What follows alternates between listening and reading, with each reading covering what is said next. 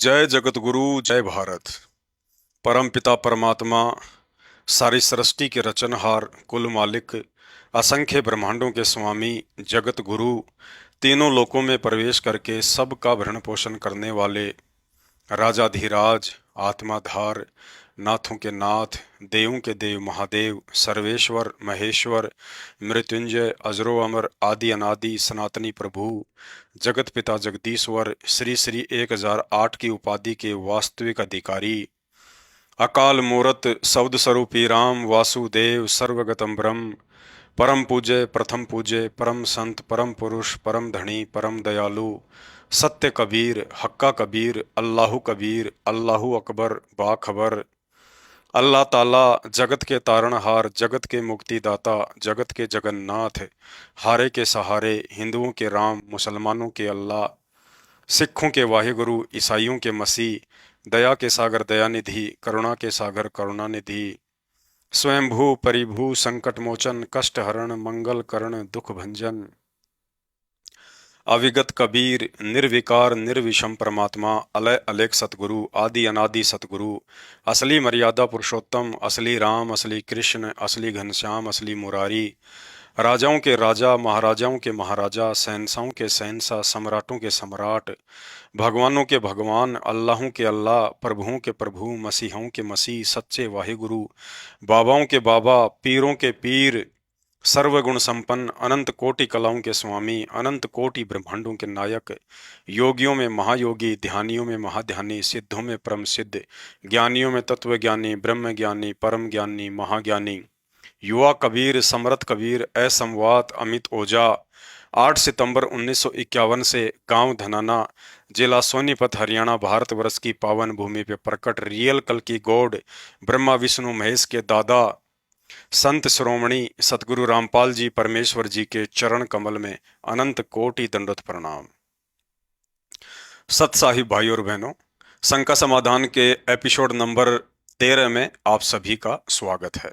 तो चलिए शुरू करते हैं शंका समाधान। शंका: उपदेश प्राप्त माता बहनों व भगत भाइयों को शरीर पर सोने चांदी के या कोई भी आर्टिफिशियल गहने धारण करने चाहिए या नहीं। परम पूज्य सतगुरु रामपाल जी भगवान ने बताया कि जिस प्रकार किसी भयंकर रोग से पीड़ित व्यक्ति को स्वस्थ होने के लिए डॉक्टर द्वारा बताए गए प्रत्येक परहेज को सावधानी से निभाना ही पड़ता है, अन्यथा उस रोग से मुक्ति पाना बिल्कुल नामुमकिन है। ठीक इसी प्रकार हम 21 ब्रह्मांड के प्राणियों को अनादिकाल से जन्म व मरण का भयंकर रोग लगा हुआ है। यदि इस रोग से पूर्णतया छुटकारा पाना है तो इस रोग के सच्चे डॉक्टर, सच्चे सतगुरु की शरण प्राप्त करके उनके द्वारा बताए गए प्रत्येक नियम व मर्यादा को निभाना ही पड़ेगा।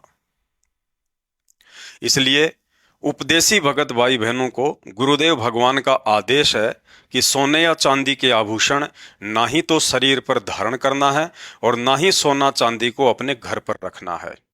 भक्ति बिना क्या होते हैं ये भरम रहा संसारे, रति कंचन पाया नहीं रावण चलती बार। सर्व सोने की लंका थी, किसा को बद्दी था करके भक्ति सिद्धि प्राप्त रिद्धि प्राप्त करके, और सोने की लंका जैसे हम गारा की ईंट पका के और मकान बनाते हैं, वो सोने की ईंट बना के, छोटी छोटी ईंटें होती थी पहले, और उनसे सोने ही की वो गारा बना के और महल बनवा रखे थे उसने। इतना धनी था। और आप दौरे मुश्किल से 50-20 ग्राम 20 तोले सोना होगा थर, बुढ़ा बुढ़ा सेठ होगा जिस पर 20-30-40 तोले सोना हो गया। कहते वो रति नहीं लेके गया, एक ग्राम भी नहीं ले जा सका, तुम कहां ले जा सकोगे और के कला तोड़ दोगे 40 तोले सोने में। ये तो खाम खागा सर दर्द है, सोना तो घर में बना रखना चाहिए आपने, और ना इसको पहनना चाहिए। क्या फायदा कान में डाल लिया, कान नाक में डाल लिया, 36 पंगे कड़े बना लिए। परमात्मा ने इतना सुंदर शरीर दे रखे, इस पर आडंबर करने की कतई जरूरत नहीं, इसे भगवान रुष्ट होता है। भगवान की भक्ति करें, चाहे किसा भी शरीर है, काला है, गोरा है, जैसा भी मालिक ने दिया है, इसमें हम परमात्मा पा सकते हैं। इस काया का गर्व ना करियो के काला के गोरा रे।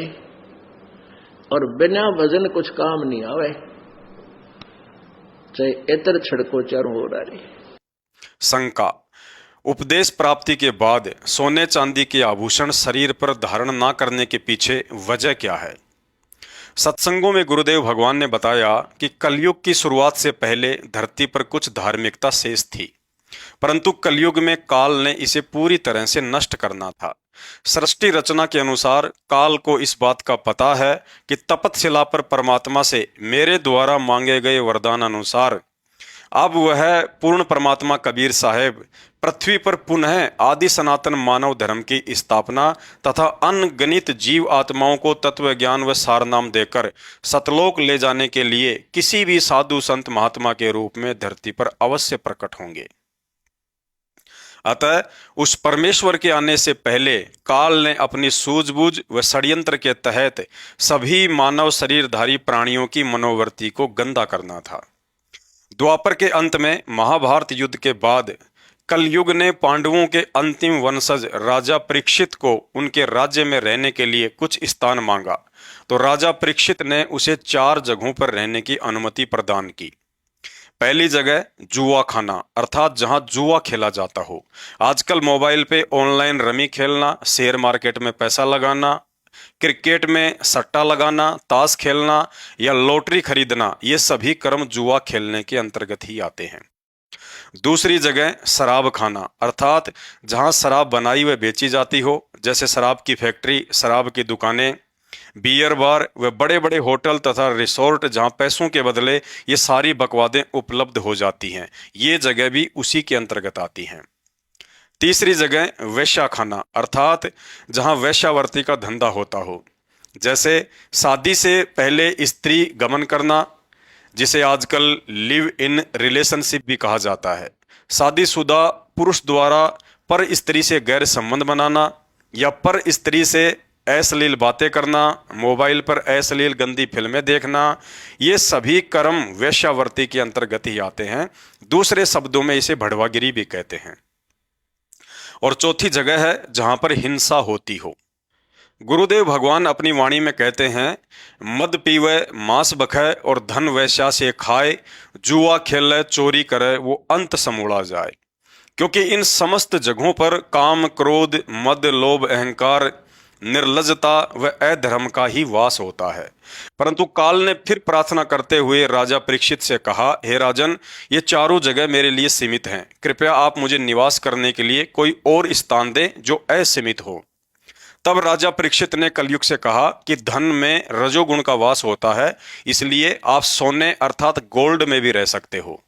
काल उसी क्षण मौका पाकर तुरंत राजा परीक्षित के सोने से बने मुकुट में प्रवेश करके उसकी बुद्धि को अपने वश कर लिया तथा काल ने राजा परीक्षित से उसी वन में साधना कर रहे एक ऋषि के गले में मरा हुआ सर्प डलवा दिया। ऋषि के पुत्र ने राजा परीक्षित को 7वें दिन तक्षक सर्प से डसने से मृत्यु का श्राप दे दिया। अर्थात सत्संगों में गुरुदेव द्वारा इस कथा को सुनाने का तात्पर्य यह है, यदि राजा परीक्षित ने सोने से बना हुआ मुकुट नहीं पहना होता तो काल उसमें प्रवेश करके उसकी बुद्धि भ्रष्ट ना करता और ना ही राजा परीक्षित काल प्रेरणावश क्रोधित होकर समीक ऋषि के गले में सर्प डालता और ना ही श्राप के कारण तक्षक सर्प से डसने से उसकी अकाल मृत्यु होती।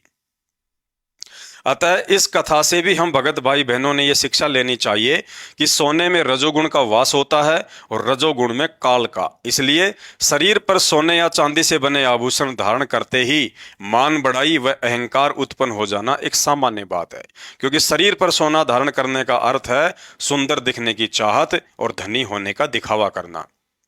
गुरुदेव भगवान कहते हैं, मान बढ़ाई से हैं दूर, आजिज के हरि सदा हजूर। अर्थात मान बढ़ाई व अहंकार जैसे रोग से पीड़ित भक्तों से गुरुदेव भगवान बहुत दूरी बना के रहते हैं। एक कहावत भी है कि वह सोना किस काम का जो कानों को तोड़े। अर्थात सोने चांदी के आभूषण पहनने से उत्पन्न वह मान बढ़ाई व अहंकार किस काम का जो भगत को दुनिया की सबसे अनमोल वस्तु भगवान से ही दूर कर दे। गुरुदेव भगवान कहते हैं, साधु सोही जो सीधा चाले।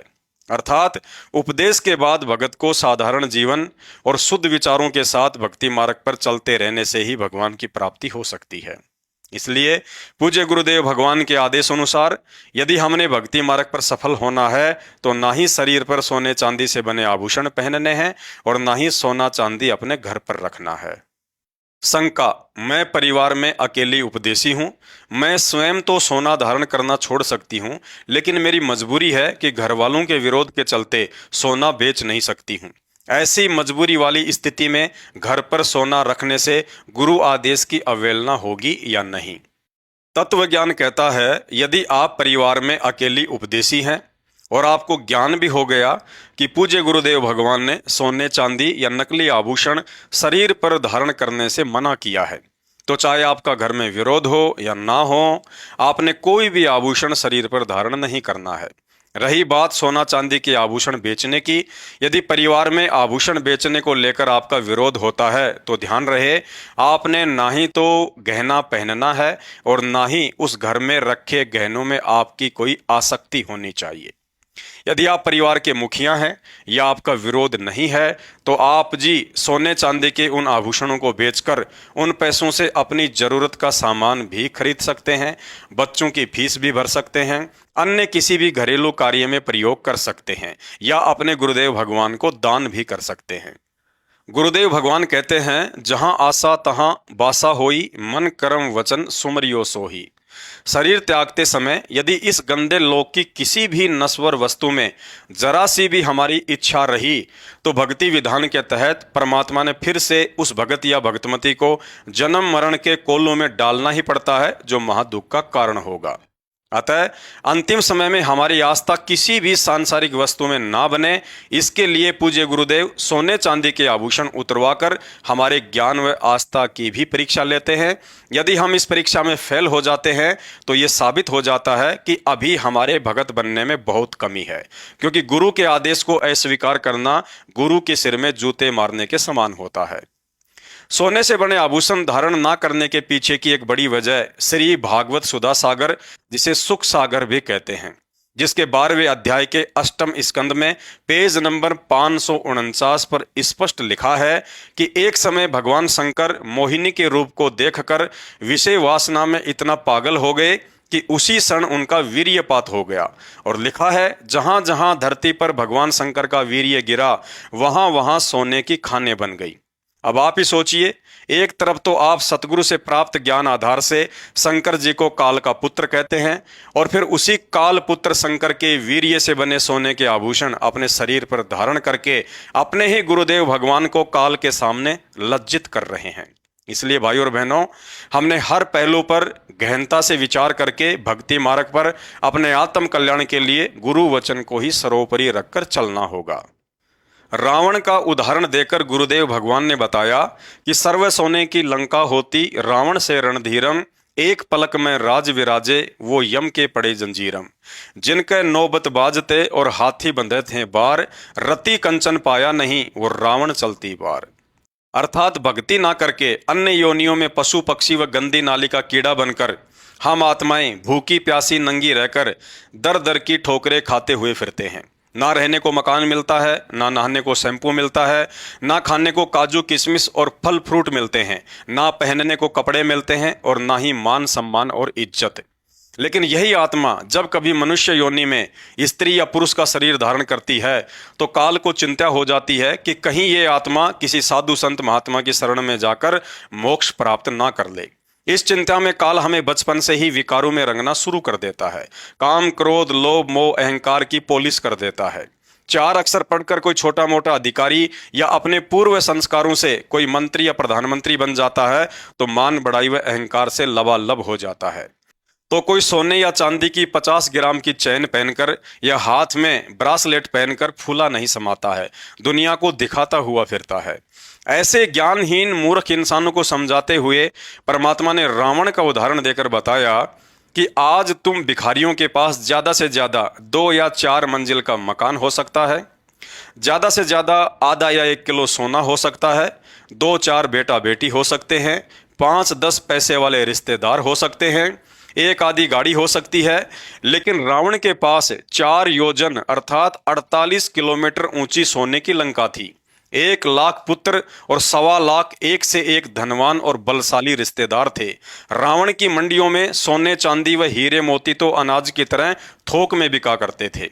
अगर उस रावण से आज किसी भी देश के प्रधानमंत्री या राष्ट्रपति की तुलना की जाए तो धन और बल में उसके नाखून के बराबर भी औकात नहीं है। फिर आप और हमारे जैसे किस्तों पर मोबाइल व गाड़ी लेकर दुनिया भर का दिखावा करने वाले 2 कौड़ी के इंसानों की भला क्या औकात है।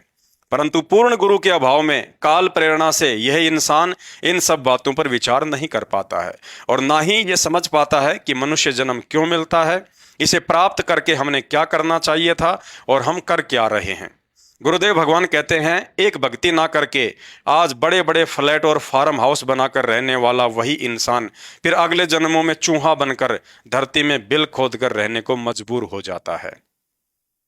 इसलिए भाई और बहनों, जो विशेष रहम आज गुरुदेव भगवान ने आप और हम चंद आत्माओं को अपनी शरण में लेकर की है, इसे शब्दों में बयान नहीं किया जा सकता। अतः समझदारी इसी में है कि सतगुरु के प्रत्येक वचन पर पूरा विश्वास करके आजीवन मर्यादा में रहकर भक्ति करते हुए स्वयं के जीवन को भी सफल बनाएं और आने वाली पीढ़ियों के लिए एक उदाहरण बनकर जाएं कि कैसे हमारे पूर्वजों ने अपने गुरुदेव को ही पूर्ण ब्रह्म परमात्मा कबीर साहिब मानकर उनके प्रत्येक वचन को पत्थर की लकीर समझकर आजीवन मर्यादाओं से बंधकर भक्ति करके सतलोक प्राप्त किया। तो शंका समाधान में आज केवल इतना ही। शंका समाधान के और अधिक वीडियो देखने के लिए हमारे Facebook page Pawan Das is live Manav Dharmi Pawan दास को फॉलो करें। वीडियो अच्छा लगे तो शेयर करें। बंदी छोड़ सतगुरु रामपाल जी परमेश्वर जी की जय हो।